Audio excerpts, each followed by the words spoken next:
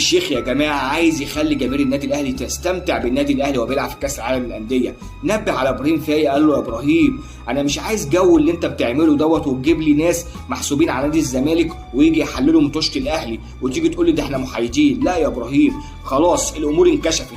قال له لا دول ناس محايده. قال له لا يا ابراهيم الامور انكشفت، انا عايز اللي انت تجيبهم يحللوا مطوشه الاهلي يكونوا ناس اهلاويه وبينتموا للنادي الاهلي. ما تجيش تجيب لي تقول لي زيزو وتجيب لي عماره وتجيب لي الشابوني وتقول لي ده انا جايب ناس محايدين يحللوا. لا يا ابراهيم الناس دي زملكاويه ومعروفين اللي هم بينتموا لنادي الزمالك، وانت ذات نفسك يا ابراهيم زملكاوي. بس معلش هتصحح ده ازاي يا ابراهيم؟ قال له هتلبس تيشيرت النادي الاهلي. قال له معقوله يا معالي المستشار؟ ده انا معروف ان انا زملكاوي وبطلع اقول ان انا محايد وكده. قال له لا يا ابراهيم هتلبس تيشيرت النادي الاهلي والبرنامج بتاعك كله هيلبس تيشيرت النادي الاهلي، حتى المصورين اللي ماسكين الكاميرات اللي هم ورا الكاميرات كمان هيلبسوا تيشيرت النادي الاهلي، واللي مش عاجبه مش هيشتغل في القناه يا ابراهيم. طبعا ابراهيم فايق ما يقدرش يقول لا. طبعا قال له ايه؟ قال له طبعا يا فندم تعليماتك اوامر. وابراهيم فايق هيطلع وهو بيحلل لابس تيشيرت النادي الاهلي، هتشوفوه لابس تيشيرت النادي الاهلي، وكل المعلقين هيبقوا اهلاويين، والناس اللي بيحللوا المطوشه اهلاويين، وكل الناس اللي هتطلع مع ابراهيم فايق لازم هيلبسوا تيشيرت النادي الاهلي. اوعى تفتكر ان هم مش هينفذوا كلام تركي الشيخ، هينفذوه ومش هيقدروا يقولوا لا، لان ابراهيم فايق اغلبيه اللي بيجوا معاه في البرنامج ناس محسوبه على نادي الزمالك، وكمان ابراهيم زملكاوي، بس بيحاول يقول لك ايه احنا محايدين. قالوا لا مش هينفع يا ابراهيم ان انت تطلع تنقد النادي الاهلي او تنقد طريقه لعب النادي الاهلي او تنقد لعيب بيلعب في النادي الاهلي.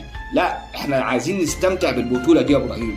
قال له قناه الام بي سي اشترت حقوق البث عشان خاطر الناس الاهلاويه والناس جماهير النادي الاهلي ما ينزلوش الساعه 3 الفجر ولا 4 الفجر عشان خاطر ينزلوا على القهوه عشان يتفرجوا على قناه بين سبورت. قال لك احنا وفرنا كل ده عشان جماهير النادي الاهلي. طبعا تركي الشيخ مشكورا والله كلنا متشكرين جدا ان انت سهلت على الناس، ان انت عايز تسعد جماهير النادي الاهلي، ان انت اكتشفت ان اللي ابراهيم فايق بيعمله ان هو محسوب على نادي الزمالك وبيفضل يجيب زملكاويه يحللوا المطوشه ويجي يقول لك لا ده الاهلي النهارده مش حلو، لا اصل يجيب لك حلمي طولان، اصل حلمي طولان يقول لك لا الاهلي النهارده مش حلو، امام عاشور مش حلو. مين اللي مش حلو؟ ده الاهلي بيلعب في كاس العالم للانديه.